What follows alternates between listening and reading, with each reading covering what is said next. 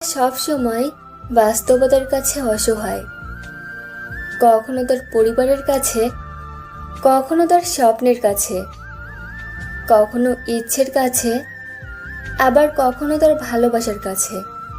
জানেন কি, একটা মেয়ে তার জীবনের প্রত্যেকটা সময় অন্যের জন্য বেঁচে থাকে।